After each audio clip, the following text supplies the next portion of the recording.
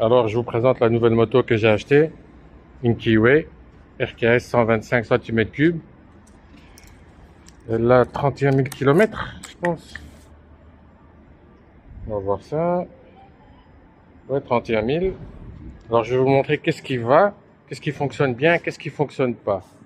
Alors, au niveau ici, au niveau bloc moteur, ça marche très très bien. C'est un bon bloc. J'ai jamais eu de problème, il n'y a jamais eu de panne. Très fiable. Je roule sur l'autoroute 500-600 km par semaine.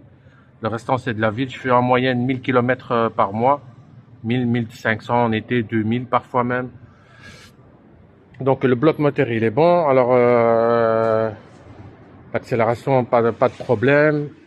Ici, j'ai le porte-téléphone qui s'est fissuré. En fait, c'est pas du métal. Pendant que je roulais à 60-80, hop, il s'est cassé, il s'est envolé. Alors, qu'est-ce qui est bien? Donc, les pneus sont très très épais. Donc, on peut prendre deux personnes. Voilà, vous voyez, ils sont épais. J'ai déjà crevé 2 fois. Donc, le pneu tient le coup. J'ai roulé à plat pendant 20 km sur l'autoroute. Trouver une station service pour réparer le pneu. Alors, on a pour démarrer. Parfois, ça démarre pas. La moto, elle démarre pas. Donc, en fait, quand elle est froide, elle démarre le matin. Mais quand le moteur il est chaud, ça démarre pas. Donc, qu'est-ce qu'il faut faire? Il faut accélérer quand on démarre, on met la clé, on appuie sur le choc électrique et on donne un coup d'accélération. Et là, elle démarre à chaud. Sinon, parfois, j'ai déjà eu sur l'autoroute aussi, comme en ville, de temps en temps, elle veut pas démarrer du tout. Alors, j'utilise le cric. Après 6-7 fois, elle reprend et puis j'ai plus de problème avec. Alors, je vais vous dire maintenant qu'est-ce qui va pas avec cette moto. Vous allez voir. En fait, le problème, c'est la qualité. Donc, on a des rouilles, on a de la rouille qui apparaît. Voilà, de la rouille qui apparaît là aussi. Il y a des endroits où ça apparaît. Les plastiques, ici. Je vais vous montrer les plastiques. Voilà, ici c'est fissuré, ça fissure. Une grosse fissure là, donc il faudra mettre de la colle spéciale au niveau qualité. Voilà, donc en fait il se casse quoi. En fait c'est pas bien conçu là, les porte-pieds là sont pas du tout conçus bien comme il faut. Ici aussi, une fois ça va, une fois ça va pas, donc moi je les laisse comme ça. Alors gros problème, des très très gros problèmes de la moto, ça s'est fissuré 2 fois. J'ai ressoudé, le pot d'échappement en fait se décolle du cadre, hein, vous voyez ici. Attendez, je vais vous montrer, voilà. Donc ça s'est fissuré 2 fois, j'ai ressoudé 2 fois le pot. Donc il y a un vrai problème de soudure au niveau du pot d'échappement. Sur l'autoroute, ici il y a un cache. Je l'ai acheté, je l'ai pas encore mis. Vous voyez, ça c'est en fait ça tient pas quoi. Enfin, je sais pas comment l'expliquer, mais le cache moteur s'est envolé carrément sur l'autoroute quoi. Donc j'en ai acheté un nouveau. Donc il faudra ici que je demande au soudeur de mettre. On va mettre quelque chose de plus épais.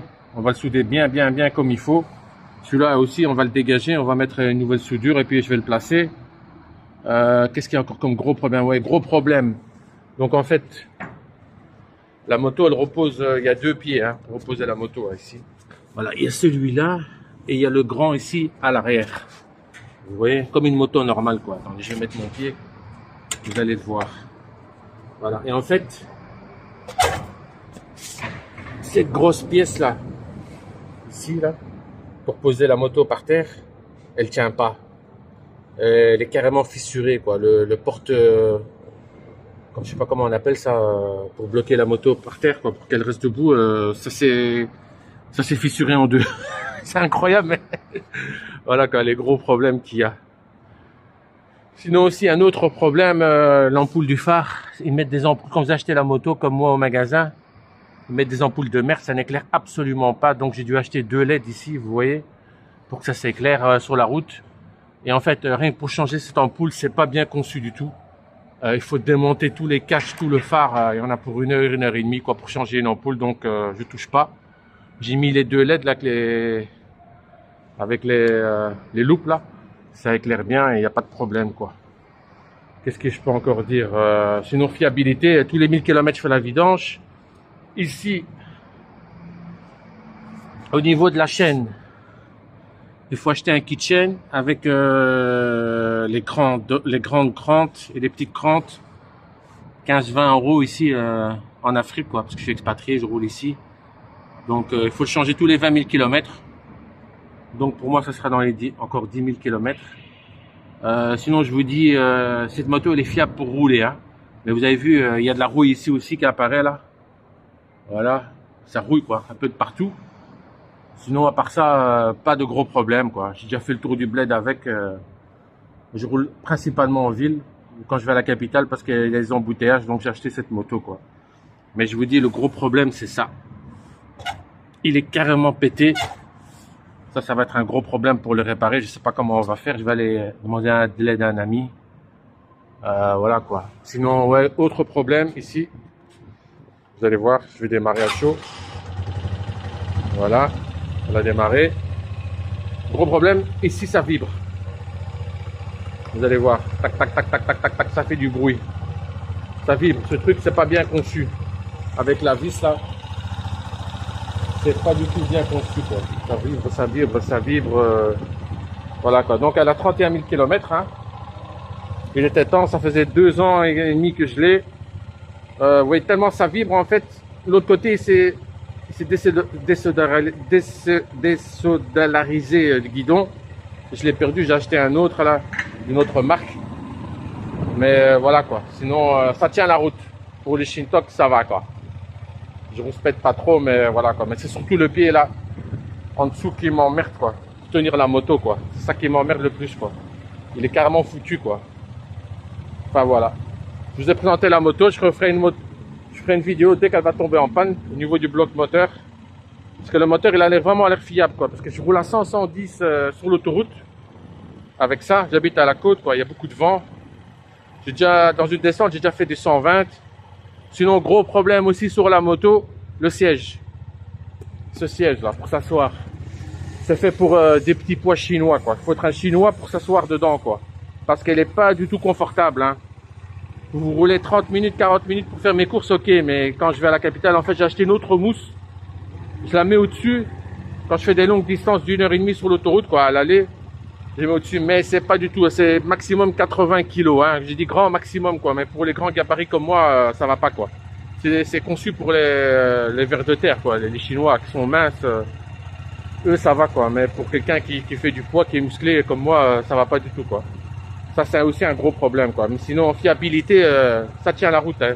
C'est-à-dire qu'à Skiway, sur l'autoroute, en ville, je roule, pas de problème, quoi. Mais il faut bien la laisser chauffer le matin pour que le moteur soit chaud. Quand vous la laissez refroidir, vous la laissez refroidir, réchauffer le moteur avant de la prendre. Une fois que c'est chaud, vous pouvez rouler, quoi. Voilà, moi, voilà, quoi. Voilà, quoi. Ça, c'est mieux que la Sim. En 125, c'est la mieux. Ici, là où je suis, au bled, là, où je travaille, c'est la meilleure moto que j'ai trouvée, quoi. Il y a toutes les pièces détachées, elle est importée d'Italie, donc voilà, quoi. Alors, j'ai oublié de vous préciser, en fait, ce problème, c'est un problème de capteur, vous voyez. Il reste allumé, le 5e, une fois il s'allume, une fois ça marche pas, en fait. À partir de 10 000 km, vous allez avoir ce problème qui apparaît. En fait, c'est un problème de conception. Apparemment, les Chinois ne savent pas mettre des capteurs qui fonctionnent sur la moto. Vous voyez, il y en a un qui s'est éteint tout seul. C'est bizarre, quoi. Donc, je vous dis, voilà. Ça, c'est le truc le plus important aussi. Donc, moi, je roule sans capteur qui fonctionne. Hein, donc, j'entends le bruit du moteur, je change mes vitesses comme ça. Je suis habitué à cette moto. Un autre truc aussi qui fait défaut, c'est cette jauge là. Vous voyez ici? Voilà, il y en a 6 en fait quand vous faites le plein. En fait, le capteur qui est ici dans le réservoir, il ne fonctionne pas bien non plus. Il est faux. Vous allez voir quand vous faites le plein, il va dire qu'il manque une case. Et quand vous faites pas le plein, il va dire qu'il y a trop. Donc, ne vous fiez pas trop à la jauge d'essence. Hein. Donc, moi, en fait, je bouge comme ça la moto. J'ouvre ici le clapet. Je regarde à l'intérieur. Je sais plus ou moins s'il me reste 1 litre ou 2 avant d'aller faire le plein, quoi. Alors ça c'est donc j'utilise en fait comme je vous ai dit là tantôt là dans la vidéo là j'utilise des LED pour éclairer la route parce que les phares d'origine sont de mauvaise qualité. Donc ça c'est le bouton d'allumage pour fermer les phares LED. Il marche vraiment bien, il marche mieux que le phare d'origine de la moto.